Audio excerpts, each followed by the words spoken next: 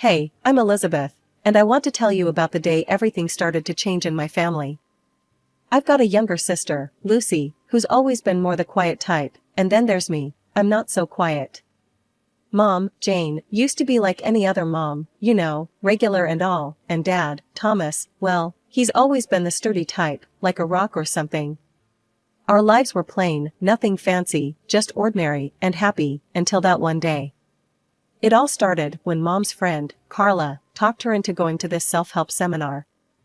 "It'll change your life, Jane," I overheard her saying over the phone. They were always chatting about new diets or some sale, but this seemed different. I didn't think much of it at first. Mom was into her books and talks, and Dad, and I figured it was just another hobby she'd picked up. But when she came back from that seminar, it was like she had switched into someone else.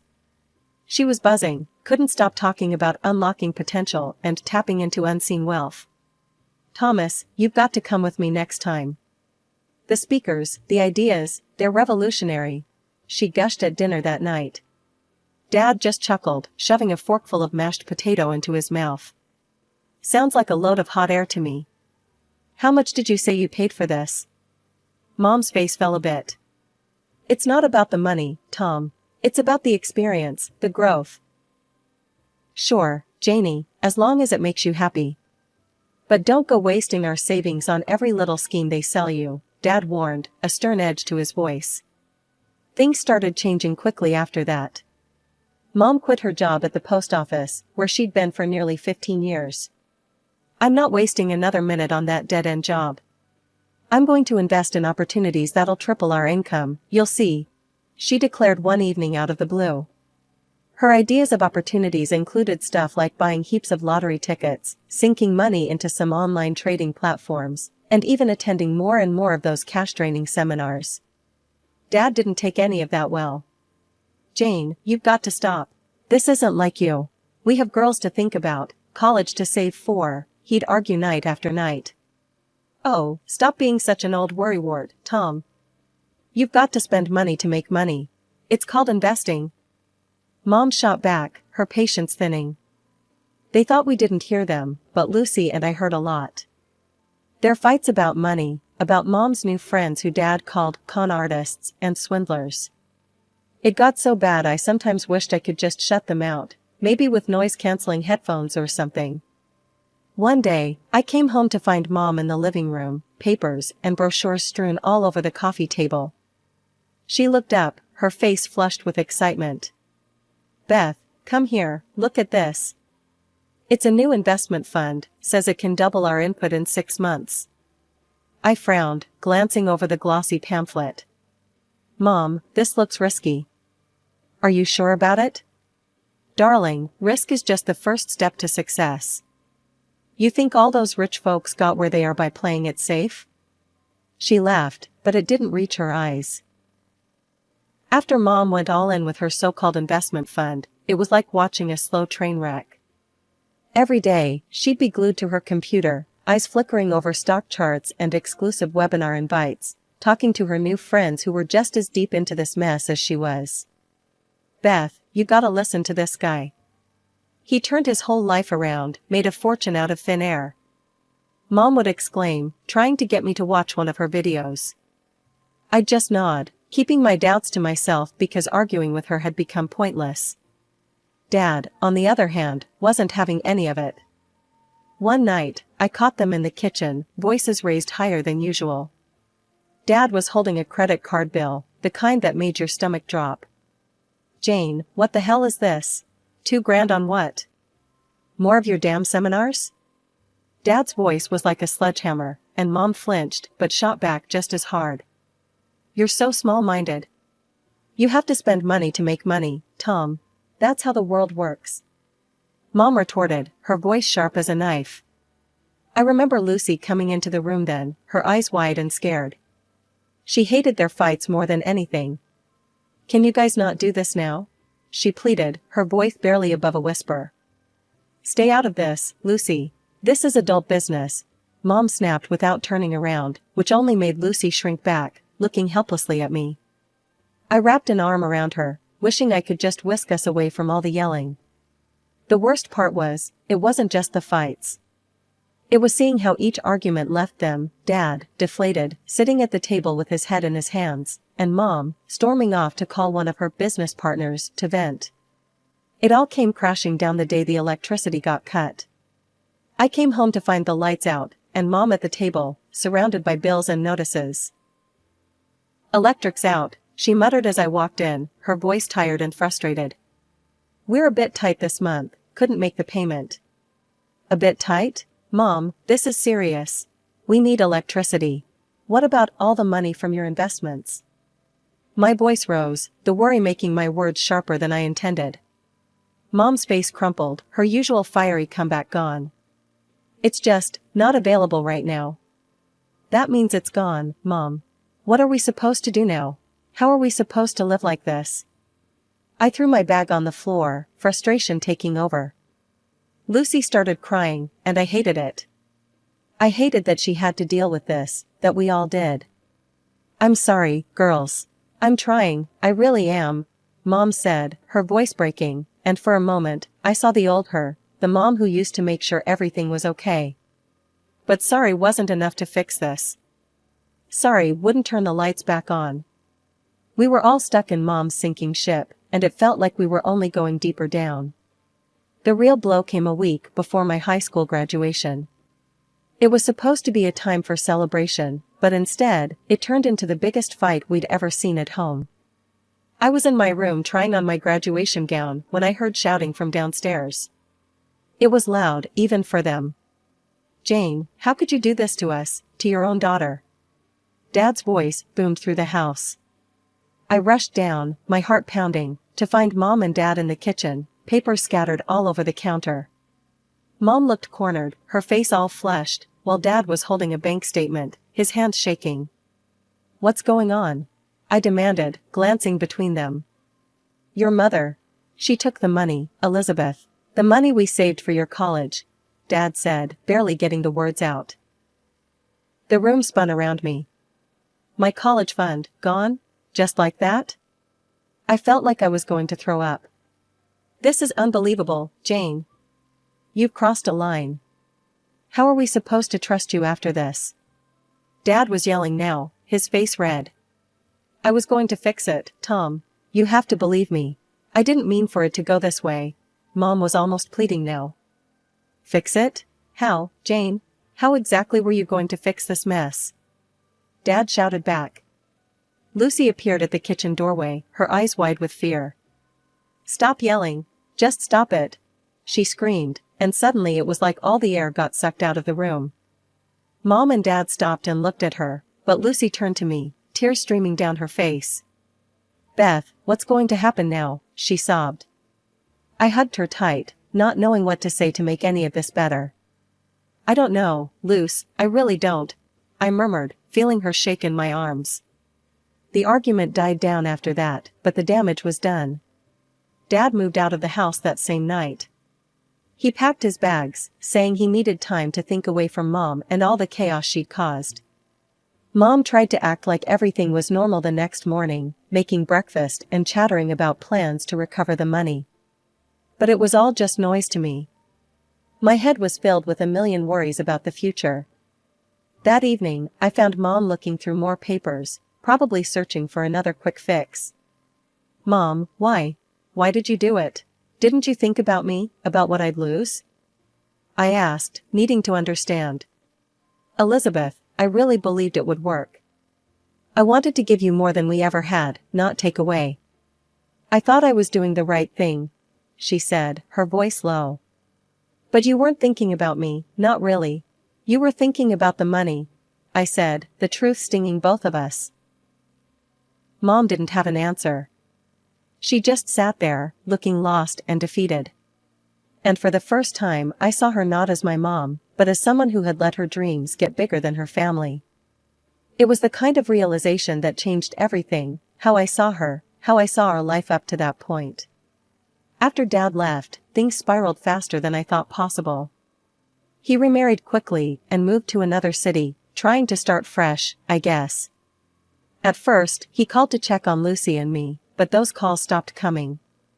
Mom had blocked his number and told a story about how Dad had turned his back on us, how he was living it up with his new wife and didn't care to send a dime our way. "He's forgotten about us," just like that, she'd say with a bitterness that colored her every word. I wanted to believe differently, but with Mom controlling all the communication, what else could I think? It was just Lucy, Mom, and me now. College was out of the picture. With no money and no prospects, I took a job at a local diner. It wasn't what I had planned, but dreams had to take a backseat to reality. I was now the one bringing home whatever money I could to keep us afloat. Every paycheck I handed over to Mom, hoping she'd sort out the mess of debts she'd gotten us into. But it seemed like for every step I took to pull us out of the hole, she found a way to dig us deeper. She wasn't working, just constantly hatching new schemes to strike it rich. "It's just around the corner, Elizabeth, I can feel it," she'd say every time I questioned her plans. One evening, after a long shift at the diner, I saw her getting kicked out of the local casino. She was a mess, screaming about being just one win away from getting it all back. I hurried over, my heart sinking. "Mom, what are you doing here? I thought you were at home with Lucy," I said, grabbing her arm to steady her. "Let go, Elizabeth. I had it under control. Today was just a bad day, that's all. Tomorrow, I'll win it back, double," she snapped, yanking her arm free. I couldn't believe what I was hearing. "Mom, you're gambling now? With what money?" "I have my ways. And I found a surefire technique online, it'll change everything," she said, her eyes wild with a desperate kind of hope. "A technique? Mom, that's nonsense. You're throwing away everything on a fantasy. Gambling's a trap. It's designed to make the casino rich, not us." I tried to reason with her, but she wouldn't hear it. She just shook her head. "You'll see. I'll fix everything. I just need one good run." The next day, she was gone again, back to the casino, as if our conversation had never happened. I felt so helpless, watching her disappear into her delusions, while I scrambled to cover our bills and keep Lucy from seeing how bad things had really gotten. Lucy was turning 15 soon, and I knew exactly what I wanted to get her, a set of clothes that would make her feel like she belonged with her friends, who always dressed in the latest styles. She'd been making do with hand-me-downs and clearance rack finds for too long. So, I started setting aside a bit of cash from each paycheck, stashing it away in a small box on my shelf. It was supposed to be a surprise, a good one, something that'd light up her face. I was at the diner when it happened. I came home late, my feet aching from the long shift, dreaming of the look on Lucy's face when she'd see her gift. But the house was chaos. Mom was in a frenzy, the box that held the birthday money in her hands, her face twisted in anger. "You're stealing from your own family, Elizabeth? Hiding money for yourself? Is this what you do with the money you earn? You're a nasty rat, that's what you are," she screamed as soon as I stepped through the door. "What? No, Mom, that's for Lucy's birthday. I saved it to buy her some clothes." I tried to explain, reaching for the box, but Mom jerked it away. Mom's face was red, her eyes wild. "I trusted you, and you betray me like this. You're no daughter of mine. Get out." She shoved the box of money into her purse and pointed to the door. Lucy rushed downstairs, drawn by the yelling. "Mom, Beth's telling the truth. She saved that for me." She tried to mediate, her voice shaky. Mom turned on her. "And you? You could have been helping out, earning some money. But no, you just sit around studying, protecting your thief sister." "I'm trying to finish school, Mom. We agreed on that." Lucy cried out, her own patience breaking. "That's enough. I want both of you out. You're both ungrateful. I don't need you here." Mom shouted, her fury boiling over. I grabbed Lucy's hand, my mind racing. "Come on, let's go," I said, pulling her toward the door. We stepped out into the cold night, the door slamming shut behind us, our mother's angry shout still echoing as it closed. Lucy clung to me, sobbing uncontrollably. "Beth, what are we going to do now? Where will we go?" she whimpered, her voice muffled against my jacket. I held her close, trying to muster a calm I didn't feel. "I don't know, Luce, but we'll figure something out. We have to. I said, my voice trembling. We stood there, outside the house that no longer felt like home, shivering not just from the cold but from the shock. How had things gone so wrong?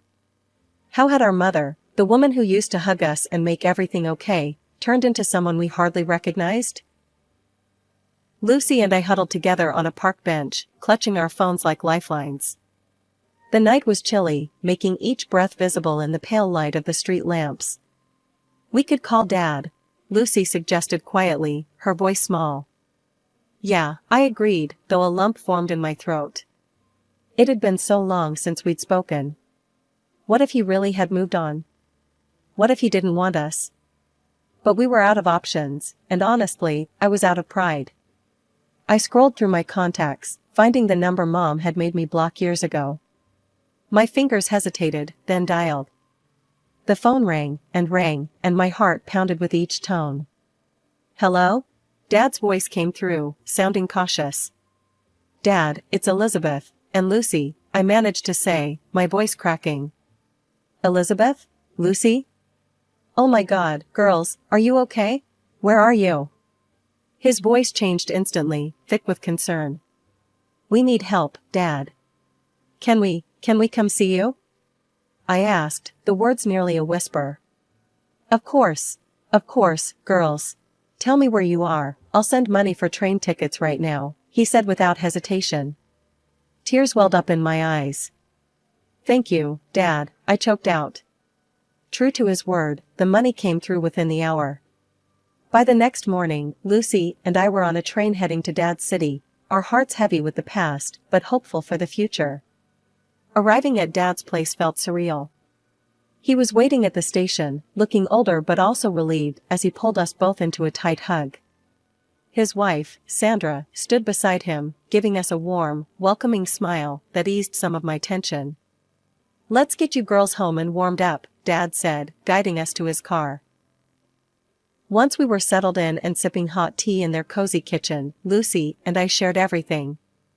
How Mom had spiraled, the lies, the eviction.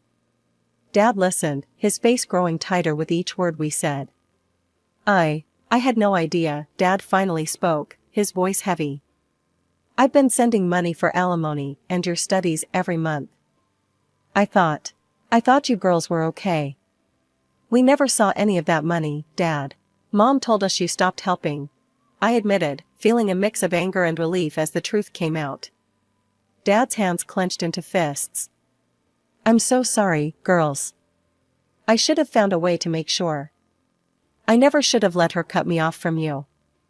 It's not your fault, Dad, Lucy said, her voice gentle. Dad looked at us, his eyes filled with a kind of pain that made my chest tighten. I want to make this right. Elizabeth, if you still want to go to college, I'll support you. And Lucy, there's a great school not far from here. You can start fresh. Sandra, who had been quietly supportive, spoke up. I'll contact my lawyer tomorrow. We'll sort out where the alimony went and deal with your mother's legal rights. Lucy should be with us, legally and safely. I looked at Sandra, seeing her not just as Dad's wife, but as someone who was stepping up to help fix our broken pieces. I got up and hugged her, grateful beyond words. A month had flown by in a blur of new beginnings and healing wounds, with Dad and Sandra's support making every day easier. But then, out of nowhere, Mom called. Her voice was sharp, demanding, as if nothing had changed. Elizabeth, you need to come back home now. I've stopped receiving the alimony, and everything's falling apart here, she stated flatly as soon as I answered. I took a deep breath, steadying my voice. Mom, I'm not coming back. Lucy and I are staying with Dad. There was a sharp intake of breath on the other end. You ungrateful traitors. After everything I've done for you. Done for us? Mom, you lied to us. You used the money Dad sent for yourself. You even kicked us out. We know everything. I shot back, the old pain and anger bubbling up. There was a screech of rage from her, loud enough that I had to pull the phone away from my ear. Don't you dare speak to me like that. I'm still your mother. Being a mother isn't just about giving birth. It's about being there, and you weren't. I don't want you to call again, I said, and without waiting for a response, I ended the call, my heart racing. Dad looked over from across the kitchen table, his expression one of concern mixed with pride. You okay, Beth? Yeah, Dad, I think I will be. It's just hard, you know? I sighed, feeling the weight of years lift slightly with each spoken truth. You did what you needed to do. She has to understand her actions have consequences, he said, reaching over to squeeze my hand.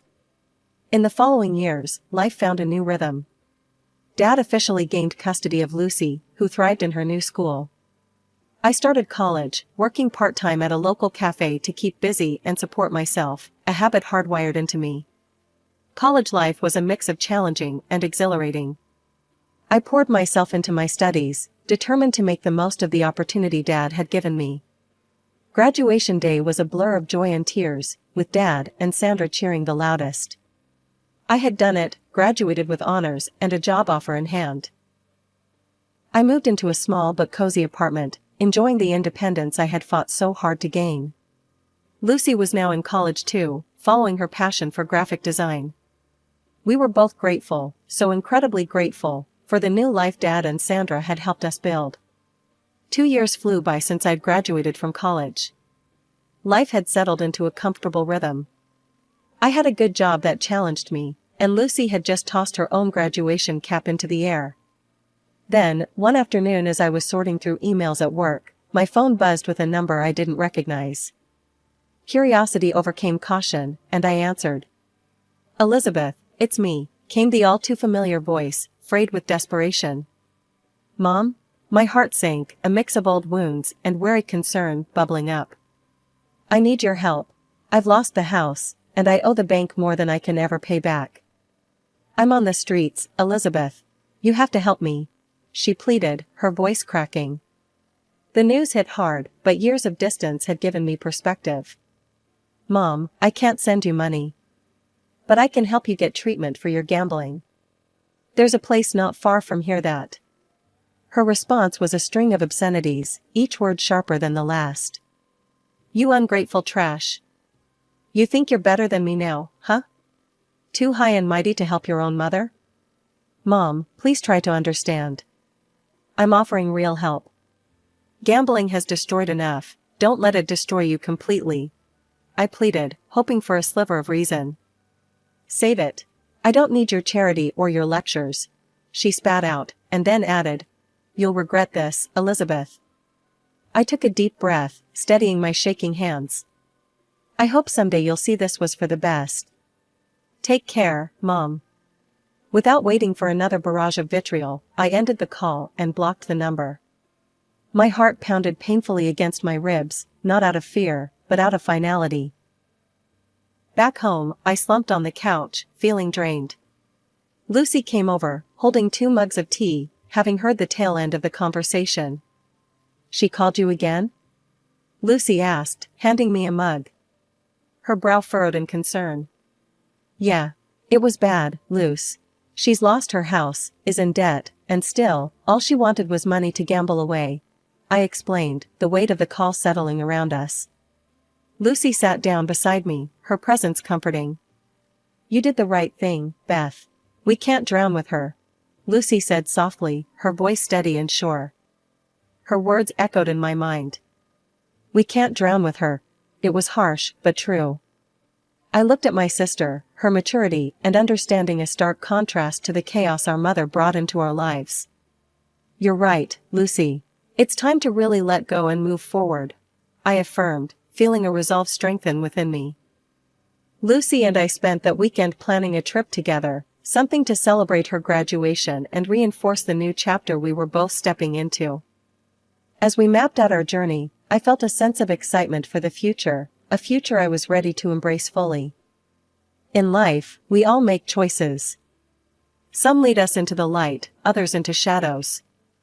But each step, each decision, teaches us something valuable. For me, it was learning that sometimes, loving someone means letting them face their own battles, and that saving myself was not an act of betrayal, but an act of courage.